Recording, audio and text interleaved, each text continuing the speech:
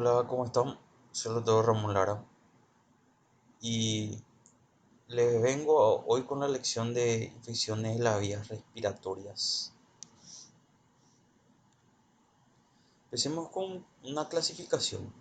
Voy a tratar de hacer un repaso lo más pronto posible y de las patologías más frecuentes que se nos pueden presentar en el servicio.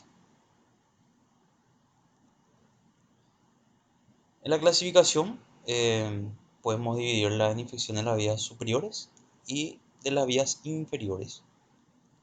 En las vías superiores tenemos la faringitis, epiglotitis, rinosinusitis y las infecciones por el virus de la gripe o la influenza.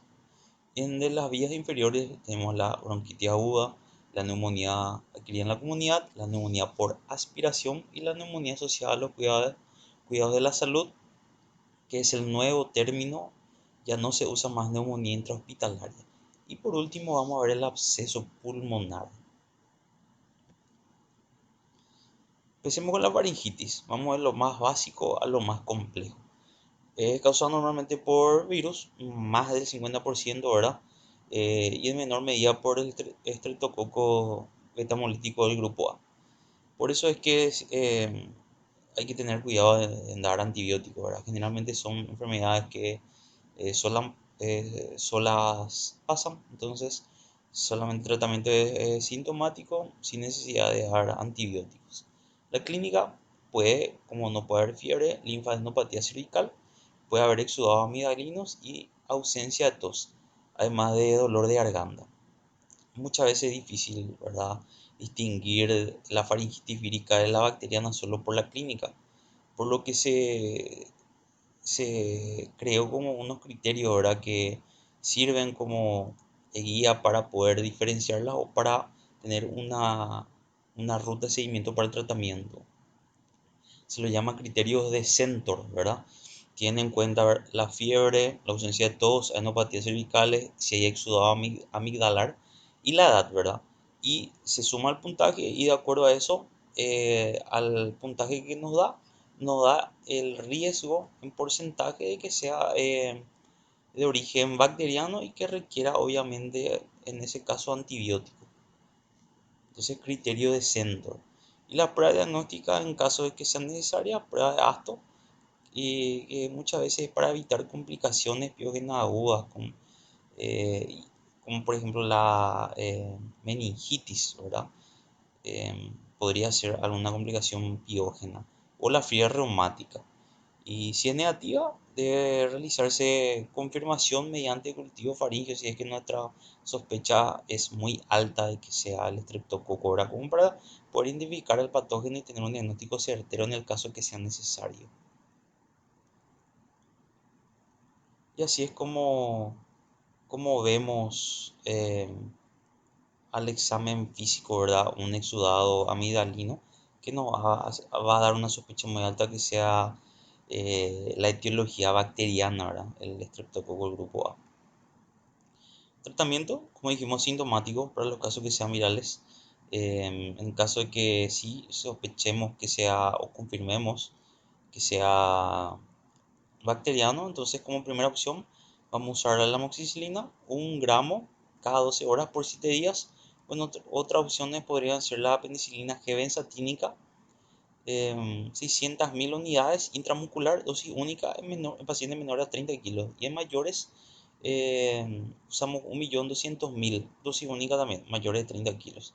Ahora, los que son alérgicos a beta-lactámicos, vamos a darle claritro, 500 miligramos cada 12 por 7 días, o acitro, 500 miligramos cada 24 por 5. En los casos recurrentes, ahí vamos a dar amoxicilina IBL. Vamos a dar para esos casos que ocurren por primera vez en el año. Eh, no le vamos a entrar directamente con amoxicilina clavulánico. Siempre pensando en que nosotros somos los causantes de la resistencia, ¿verdad?, a los antibióticos. Entonces tenemos que ser muy cautos a la hora de elegir cuál vamos a usar. Entonces, para casos recurrentes, dijimos la Moxi IBL, en este caso tenemos ahí clavulánico, cada 12 por 10 días para casos recurrentes. Y También cuando tengamos ya episodios múltiples sintomáticos por estreptococo de beta hemolítico del grupo a pesar de un buen tratamiento, ya tenemos que pensar en derivar al otorrino para una amidalectomía. Em, Porque a pesar de que esto cause mucha molestia, ¿verdad? Al paciente y el excesivo uso de antibióticos también nosotros tenemos una complicación para los casos recurrentes bacterianos por el estrepto, que es la pielonefritis postestreptocócica. Entonces, muchas veces para evitar esto es que le mandamos al paciente para la amidalectomía en los episodios múltiples. Ahora, pasando a la siguiente patología, tenemos lo que es la epiglotitis, ¿verdad? Tenemos ahí cuáles son los patógenos más comunes. Y en la clínica, paciente con fiebre, dolor de garganta, odinofagia, voz ronca. Y al examen físico, la orofaringe, ¿verdad? Las amígdalas están normales. El estridor faríngeo que presenta el paciente es patognomónico, ¿verdad? De una insuficiencia respiratoria aguda inminente por obstrucción. Y ahora, quieren saber cómo lo que el estridor inspiratorio es así.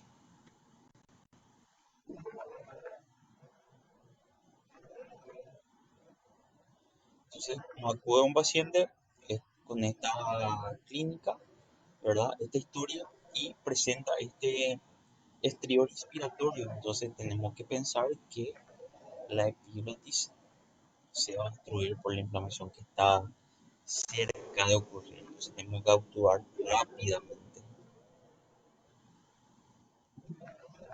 Ahora, las pruebas diagnósticas. Cultivo orofaringe, hemocultivo, radiografía de cuello lateral. Entonces no es muy frecuente, pero si pensamos en esto, ¿verdad?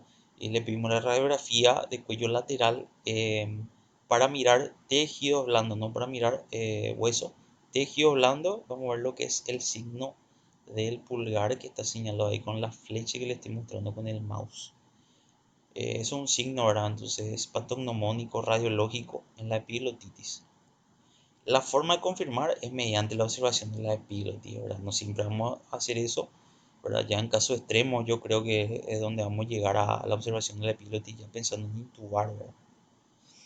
Entonces con una clínica, ¿verdad? Una historia así y de repente unos cultivos positivos para estos agentes etiológicos, ¿verdad? Una radiografía donde veamos el signo pulgar, bueno, ya entonces ya tenemos que pensar en una epilotitis y hospitalizar al paciente, ¿verdad? Le iniciamos cetrizena 2 gramos cada 24 o 2 gramos de cefotaxima cada 6 a 8 horas. Si pensamos ahora en Staphylococcus aureus resistente, tenemos que iniciar vancomicina o en su defecto clindamicina.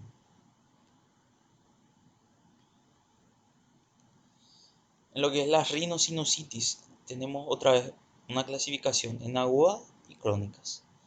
En lo que es la aguda, la mayoría son virales, pero en los casos de em, bacterias tenemos al neumococo, al Haemophilus influenza, ¿verdad? Moraxella catarrhalis y anaerobios, que solo representan el 2% de los casos. El resto es viral, muchachos, viral. Entonces, ahora, ¿cuándo vamos a pensar que es bacteriano? Cuando los síntomas, ¿verdad? Duran más de 10 días o son muy intensos. En la clínica, un paciente que nos habla de rinorrea purulenta, muchas veces con un olor muy fuerte, obstrucción facial, dolor facial o dental y especialmente dolor a la palpación sinusal, con o sin fiebre y una duración menor a 4 semanas para que sea aguda. Mayor a 4 semanas ya vamos a la crónica. Lo que le vamos a pedir y mediante la clínica realmente es como le vamos a diagnosticar, ¿verdad? Podemos también pedir para confirmar una tomografía de senos paranasales. Vamos a observar entonces una de las celdas, ¿verdad? Ocupadas por lo que sería pus.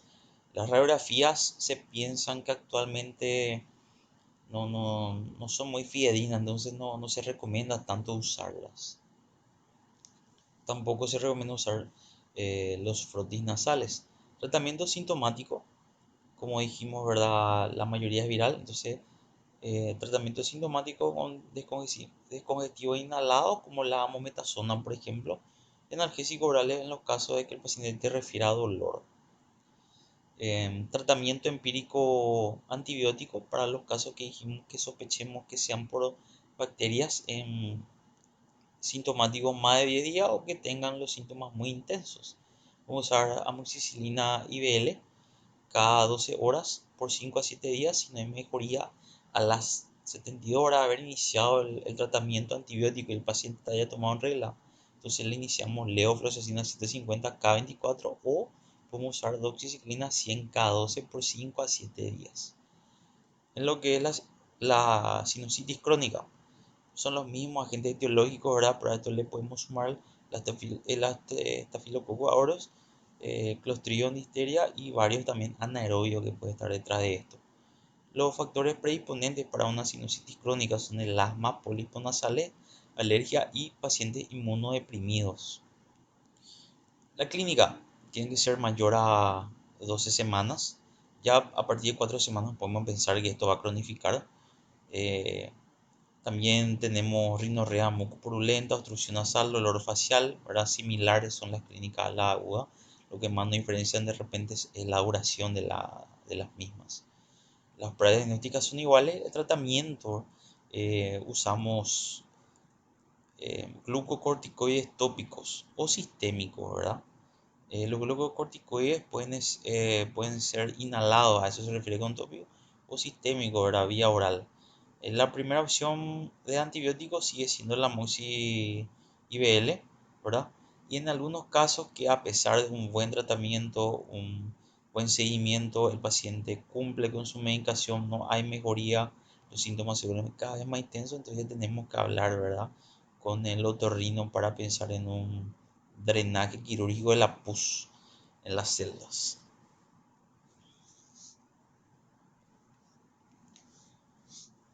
Ahora pasamos a infección por el virus de la gripe.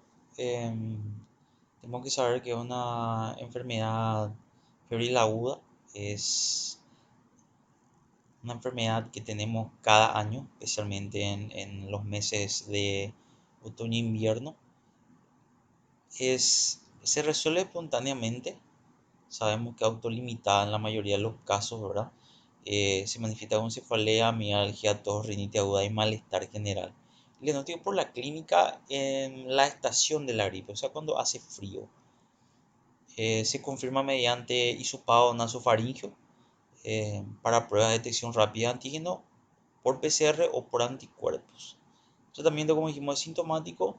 Los antivíricos lo que hacen es acortar la duración de la enfermedad, pero se deben iniciar entre las 24 y 48 horas de inicio de síntomas para que sean eficaces.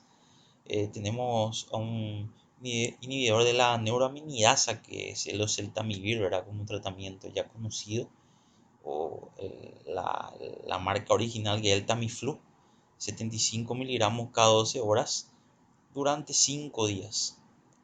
Ahora, lo que hay que tener en cuenta es que tenemos que conocer los grupos de riesgo para la influenza pandémica, ¿verdad? La H1N1, que son los niños menores a 2 años, las embarazadas, los cardiópatas, diabéticos, inmunodeprimidos, los enfermos renales crónicos, pacientes con tumores y mayores de 65 años. Esos son la población, ¿verdad?, de riesgo, por la cual estos sí o sí se deben, y de hecho que se hacen campañas para vacunaciones anuales de este grupo de riesgo. Las complicaciones que podríamos tener, ¿verdad?, en el virus de la influenza es la neumonía vírica y una sobreinfección por neumonía bacteriana. Acá tenemos una radiografía posterolateral de cómo se vería, ¿verdad?, una neumonía vírica a consecuencia del virus de la influenza. Ahora ya pasando a las infecciones respiratorias inferiores, vamos a comenzar con las bronquitis agudas. Las causas habituales tenemos como el coronavirus, rinovirus, la influenza o parainfluenza, y menos habituales le tenemos a las bacterias como el Mycoplasma pneumoniae, la Chlamydophila pneumoniae y la Bordetella pertussis. La clínica, tos, puede ser con o sin expectoración, que dura más de 5 días. La fiebre es inusual en el contexto de la bronquitis aguda. ¿Cómo diagnosticamos con métodos auxiliares? Pacientes febriles con afectación sistémica de edad avanzada, tenemos que pedir radiografía de tórax para descartar una neumonía, ¿verdad? Hisopado para influenza tenemos que pedir, ¿verdad? Si estamos en los meses de frío, como ya hablamos más atrás. Y si la tos dura más de 2 semanas, sería ideal descartar la presencia de tosferrina. Se pide una muestra nasofaringea para cultivo PCR y también tenemos que pedir esputo seriado para TBC. En el caso, como dijimos, y recordar, eh, en el caso de que la tos dure más de 2 semanas. Tratamiento es sintomático y lo que más de repente el paciente te va a decir que le molesta la tos. Entonces, tenemos que pensar en dar antitusivos, si tiene odinofagia, ¿verdad? Entonces tenemos que darle analgésicos, antiinflamatorios. En el caso que sí te pida, te refiera a fiebre, le damos paracetamol, dipirona. Y ahora, si detectamos tosferrina, entonces, ¿cuál es el tratamiento, verdad? Claritromicina, 500 miligramos cada 12 o acitro, 500 miligramos cada 24 por 7 días, los dos. Si descartamos que sea toferrina, ahora los síntomas persisten, pedimos un laboratorio, vemos una leucocitosis, neutrofilia, pensamos en un patógeno bacteriano, entonces sí, ¿verdad? Eh, no, no va a ser mal tampoco darle en ese contexto claritromicina o acitromicina o amoxicilina, ¿verdad? No IBL, amoxicilina, 1 gramo cada 12 horas por 7 días. Ahora, entrando ya en la neumonía adquirida en la comunidad, tenemos que saber que el agente etiológico más importante es el estafilococo pneumonia o neumococo, como le conocen los amigos. También está el Haemophilus influenza, Moraxella catarrhali y los atípicos como la Chlamydophila pneumonia o Mycobacterium pneumonia, ¿verdad? El virus de la influenza, como ya hablamos más atrás, puede también causar neumonía. O sea, tenemos que pensar también en eso siempre y cuando estemos eh, en los meses, como dijimos, de frío, ¿verdad?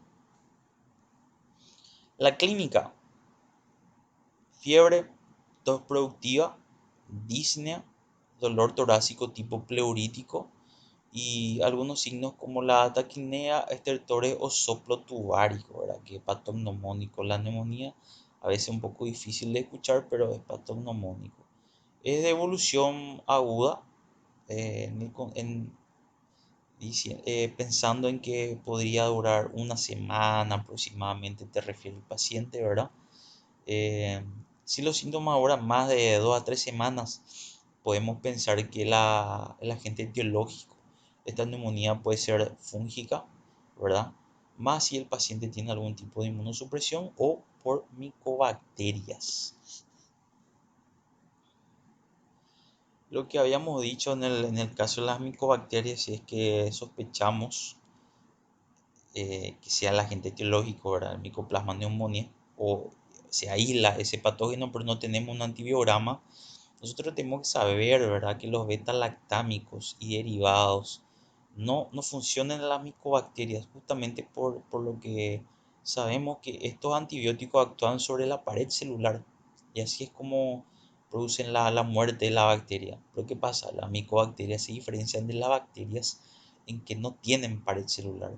Entonces, en este caso, no nos sirven.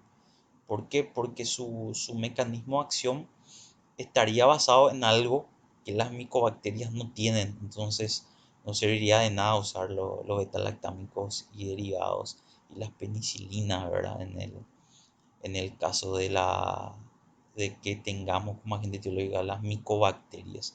Eso para tener en cuenta y no olvidar. Los estudios en pacientes hospitalizados, siempre, ¿verdad? Tenemos que pedir cultivo de esputo, ¿verdad? si es que presenta secreción de este tipo, y hemocultivo, frotina sofaringio para pedir influenza, como le dije, si estamos en los meses que correspondan, y si sospechamos TBC también es putos para atención y seriado para cultivo de bacilo ácido resistente. Tenemos que pedir de rutina también la radiografía de tórax.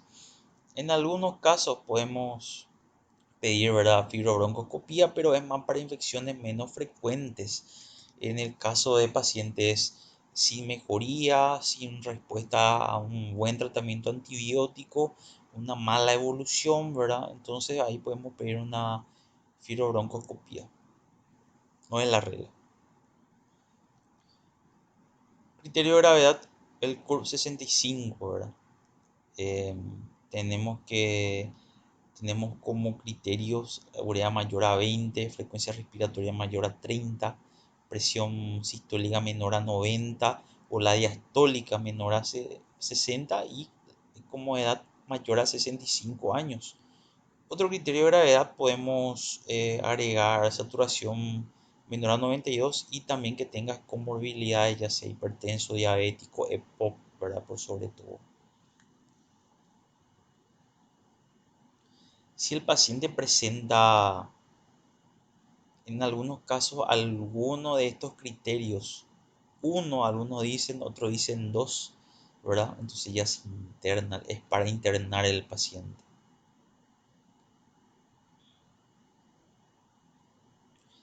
Con lo que respecta al tratamiento, ¿verdad? Si no hay criterio de gravedad, es para tratar ambulatoriamente. Nuestra primera opción va a ser la amoxicilina, 1 gramo cada 8 horas por 5 días.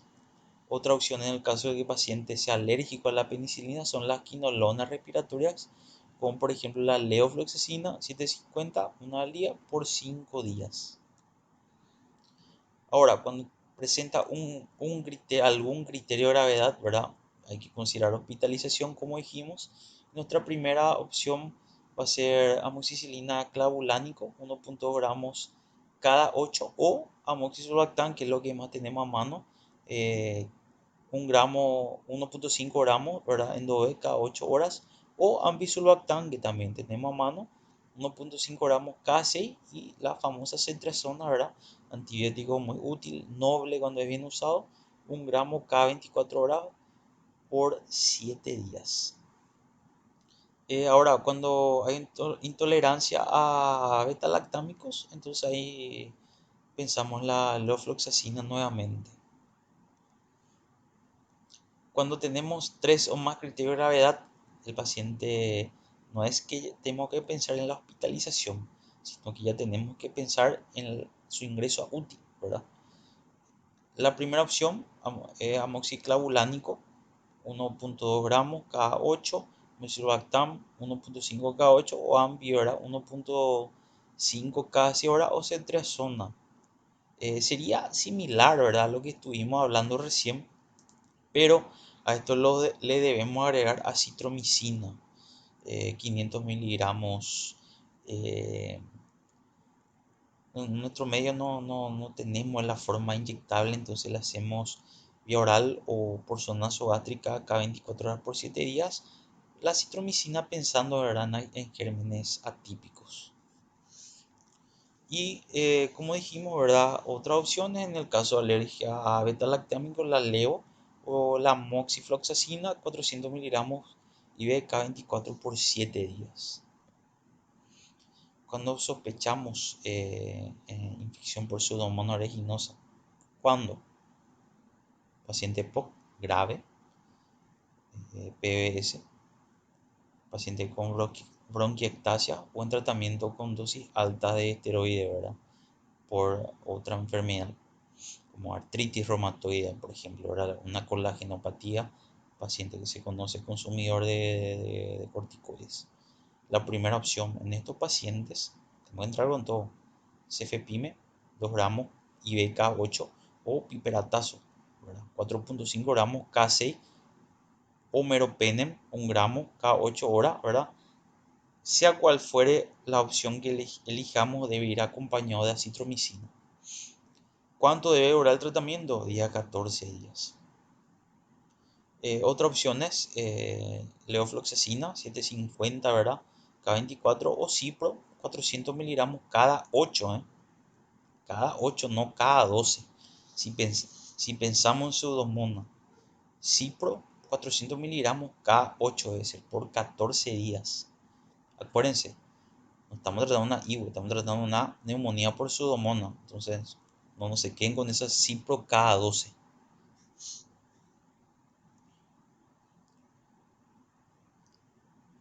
Ahora, pacientes con infección por VIH o uso de esteroides, tenemos también que considerar la posibilidad de neumonía por neumocitis girovechi, ¿verdad? Eh, Tenemos que también sospechar de neumonía por Staphylococcus aureus en pacientes con antecedentes recientes de influenza, varicela o sarampión. También que presenten lesiones cutáneas o pacientes usuarios de drogas intravenosas. Hay que buscar ahí el foco primario de la infección por estáfilo. Entonces, si pensamos en esto, tenemos que usar cefazolina 2 gramos IV cada 6 u 8 horas, o si no usamos oxacilina eh, o cloxacilina que no tenemos está en nuestro medio, ¿verdad? Entonces nos quedaríamos con la oxacilina. La dosis cuál es 200 miligramos por kilo peso día, que podemos dividir cada 6, cada 8, algunos usan cada 4 horas. Otra opción es cuando estamos en zona de alta incidencia de estafilococo aureus meticilino resistente, como somos nosotros. Entonces, lo ideal es iniciar con vancomicina, ¿verdad? 15 a 20 miligramos por kilo peso cada 8 horas.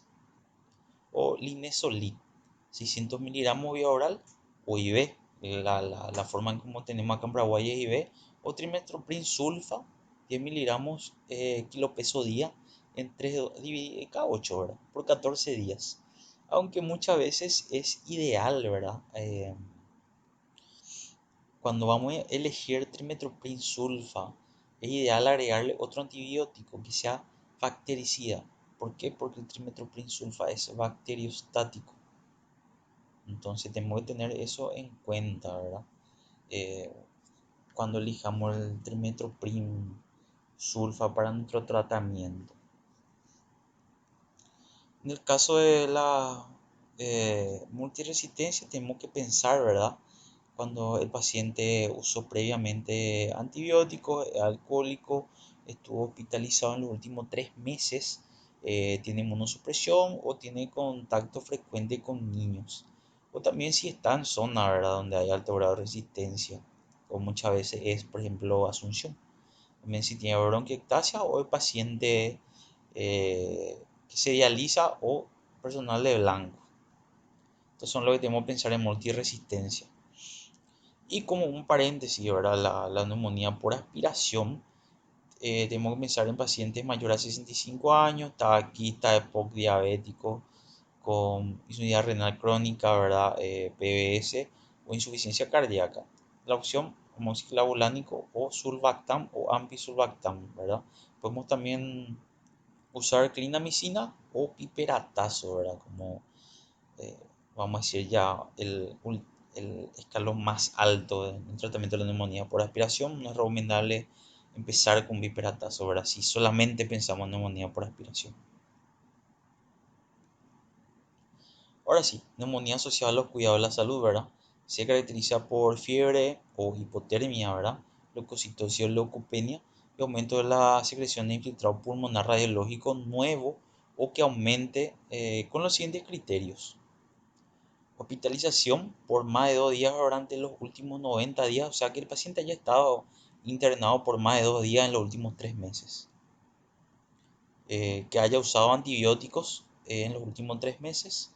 Que esté internado el paciente, ¿verdad? Eso quiere decir estado no ambulatorio, que se alimente por sonda, que sea inmunodeprimido, ¿verdad? O que use inhibidores de ácido gástrico, ¿verdad? Con omeprazol, esomeprazol, pantoprazol, ¿verdad? Y bueno, según el tipo de paciente, vamos a tener una etiología, ¿verdad? Para pensar en la neumonía asociada a los cuidados de la salud. Paciente con neumonía de aparición temprana asociado a una ventilación mecánica, ¿verdad? o sea, hasta el cuarto día de haber estado hospitalizado, pensar en Staphylococcus aureus, eh, Bacillus gram negativos, bacterias anaerobias, Streptococcus pneumoniae, Haemophilus influenzae y virus respiratorios. Ahora, si el paciente con neumonía de aparición tardía o asociado no a ventilación mecánica con más de 5 días de hospitalización, ahora tenemos que pensar en Staphylococcus aureus, pero meticilino resistente, ¿verdad? Bacillus gram negativos, pseudomonas, cepas productoras de beta-lactamasa de espectro extendido, Bacillus gram negativos, productoras de carbapenemasas, Acinetobacter y otros Bacillus gram negativos multiresistentes. Duración de tratamiento, aproximadamente 7 días se puede extender, ¿verdad? Cuando aislemos Acinetobacter o Pseudomonas aeruginosa o otras bacterias multiresistentes, ¿verdad? La multiresistencia. eh, lo que pasa es que un problema eh, muy actual, ¿verdad? En nuestro medio. Hay demasiada multiresistencia. Vemos, ¿verdad? Aplicamos el antibiótico adecuado, no vemos mejoría, ¿verdad? El paciente rápidamente se sobreinfecta. Entonces, eh, tenemos que pensar en esto, ¿verdad? En este caso, ¿verdad? Tenemos pacientes que han recibido antibiótico amplio espectro por más de 7 días el mes anterior, ¿verdad? O en la hospitalización actual, más de 7 días de duración, bronquiectasia demostrada que esté intubado, ¿verdad? Con ventilación mecánica, con más de 2 días de duración, inmunosupresión grave, ¿verdad? Son lo que tenemos que pensar en multiresistencia. Y en el tratamiento tenemos que saber cuáles son, ¿verdad?, los agentes patógenos que circulan en nuestro ambiente. En este caso tenemos la Klebsiella pneumoniae, productora de carbapenemasas, la E. coli blé, ¿verdad? Acinetobacter baumannii, Staphylococcus aureus meticilino resistente. Entonces tenemos que conocer cuáles son los que circulan en nuestro ambiente para iniciar ya tratamiento pensando en ellos. Y bueno, y una vez que tengamos el retorno del cultivo con el antibiograma, ahí ajustamos si es que hace falta. Con primera opción, carbapenem con actividad contra pseudomonas, ¿verdad? Imipenem, vamos a usar, o meropenem. Tenemos que, cuando indicamos imipenem o meropenem, tenemos que siempre indicar, ¿verdad?, goteo para 4 horas si es posible, ¿verdad? O piperatazo. Y para cubrir Staphylococcus aureus meticilino resistente, banco o linezolid. En su efecto y como última opción, ¿verdad? No hay banco, mucho menos hay linezolid. Y bueno, y tenemos que cubrir Staphylococcus meticilino resistente, podemos usar Clinda.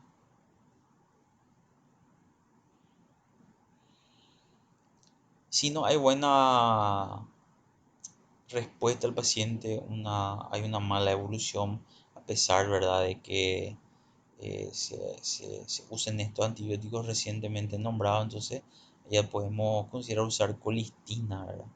Ahora lo que hay que tener en cuenta con la colistina es que es muy nefrotóxico, eso es lo que tenemos que atender, ¿verdad? El tratamiento va a durar aproximadamente 14 días, ¿verdad? Pero siempre depende de la evolución clínica, a veces se puede suspender un poco antes. Si tenemos Acinetobacter o Enterobacteria resistente a colistina, ¿verdad? Ya hay poca opción de tratamiento, entonces ahí podemos usar tigeciclina, 200 miligramos IV, dosis de carga, ¿verdad? Después pasamos a 100 miligramos cada 12. Podemos usar también fosfomicina, ¿verdad? Lo que más usamos realmente es tigeciclina en estos casos. Y lo que hay que tener en cuenta es que tanto la tigicilina como la fosfomicina no es recomendable usarse como monoterapia. Tenemos que asociarle, ¿verdad?, a otro antibiótico. Si tenemos pseudomonas o enterobacterias, ¿verdad?, hay que agregar aminoglucósido.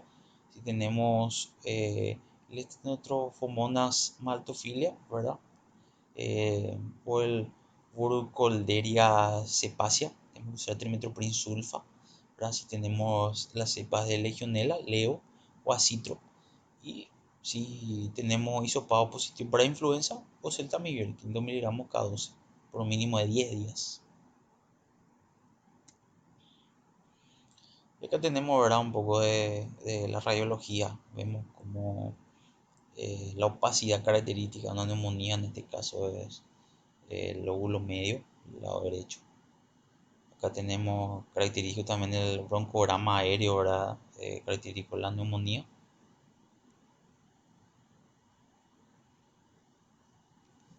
Tenemos que siempre también, en el caso, ¿verdad?, de radiografía de tórax de niños, observar, tenemos que mirar, verlos, observar los íleos, ¿verdad? Y de ser posible pedir también una radiografía de tórax lateral, porque la neumonía puede estar oculta tras la silueta cardíaca. Entonces, eso nos puede dar un mejor panorama, poder no, no dejar pasar, ¿verdad?, una neumonía oculta ahí tras la silueta. Como dice acá, ¿verdad?, son las denominadas neumonías escondidas. Acá tenemos un ejemplo, ¿verdad?, de lo que son llamadas neumonías redondas. Estos son generalmente de etiología neumocócica, ¿verdad? Entonces, para tener en cuenta también. Y también, ¿verdad? Hay que tener como diagnóstico diferencial una tumoración pulmonar, ¿verdad? Pero en el caso que sea un paciente joven, va a estar un poco más alejado, ¿verdad? Esa posibilidad, entonces ahí pensamos más hacia la neumonía por neumococo. Y bueno, acá vemos, ¿verdad? Una imagen, un ejemplo, ¿verdad? Una radiografía de una neumonía intrahospitalaria por estafilococo y gram negativo, ¿verdad?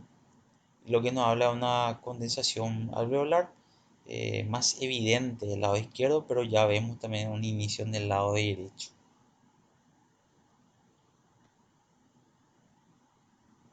Y bueno, una neumonía también asociada a un pequeño derrame pleural. Del lado izquierdo, acá vemos ahora la línea de Damoiseau, ¿verdad? Que es la patognomónica radiológicamente para los derrames pleurales. Y también tenemos que ver cómo está borrado, ¿verdad? El ángulo costofrénico. Eso también nos sirve como pauta para diferenciar y no tener duda de que un derrame pleural, ¿verdad? Acá vemos cómo está conservado. Acá vemos que el derrame pleural elimina, ¿verdad?, el ángulo costofrénico. Acá vemos una tomografía, ¿verdad? Una condensación, en este caso el pulmón derecho, y vemos el broncograma aéreo, ¿verdad? Pneumónico de la neumonía. Ahora pasando a absceso pulmonar, ¿verdad? Suele ser el resultado de aspiración de la microflora bucal. En este caso, ¿verdad? Nosotros venimos hablando de patógenos etiológicos únicos. En este caso, ¿verdad? Tienen la particularidad que son polimicrobianas, ¿verdad? Y tenemos el ejemplo de cuáles son. Los factores predisponentes serían enfermedades periodontales y afecciones que predisponen a la broncoaspiración, ¿verdad? Como por ejemplo pacientes encamados, ancianos con demencia senil, ¿verdad? Pacientes secuelares de ACV con mal manejo de secreciones, con mala dilución, que se alimenten por zona nasogástrica, ¿verdad? En eso tenemos que pensar entonces que son propensos a formar abscesos pulmonares. La clínica te dice que no duele, a diferencia de la neumonía que te dice que te manifiesta un dolor tipo pleurítico. Pueden imitar a la TBC como produciendo disnea, escalofríos, sudoración nocturna, pérdida de peso y tos productiva, con esputo pútrido o hemóptico durante varias semanas, ¿verdad? Lo que nos va a obligar entonces a realizar pruebas tanto para neumonía como también para descartar TBC. El tratamiento va a ser clindamicina, 600 miligramos cada 6 a 8 horas, ¿verdad? O un beta-lactámico con inhibidor de la beta-lactamasa, ¿verdad? Amoxicilactam, piperacilina, tazobactam o un carbapenem, imipenem, meropenem. Cuando el agente causal es estafilococo aurometicilino resistente, ¿verdad? Puede producir lesiones cavitarias que vamos a ver mucho mejor en la tomografía, ¿verdad? Y ya tenemos que usar vancomicina o linezolid. Y el drenaje en estos casos, ¿verdad? Del absceso se reserva para los pacientes en los cuales haya fracasado el tratamiento médico correctamente utilizado, ¿verdad? Entonces, sigue haciendo fiebre, laboratorio no mejora, ya van varios días de antibiótico terapia, entonces ahí tenemos que pensar en que se realice un drenaje percutáneo, ¿verdad? Generalmente hacen los cirujanos torácicos bajo guía, realmente bajo fluoroscopía hacen. Acá vemos, ¿verdad? Una radiografía, como por ejemplo está marcado, ¿verdad? El absceso, como vemos el nivel, ¿verdad?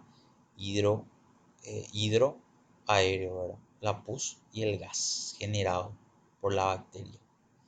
Acá vemos un ejemplo también de la tomografía, la misma cosa, como se ve el nivel hidro, ¿verdad? Por la pus y el aéreo, por el gas. Y bueno, cerramos esta breve clase, ¿verdad? Con un dicho por el doctor William Osler, considerado padre de la medicina moderna, ¿verdad? El buen médico trata la enfermedad, pero el gran médico trata al paciente que tiene la enfermedad. Eso es lo que no debemos olvidar, ¿verdad? Que tras la patología que estamos viendo está una persona, ¿verdad? Con un trasfondo muy profundo. Y eso como médico de familia nos debe diferenciar de lo demás, la relación médico-paciente. Y bueno, espero que les sirva, que les haya gustado.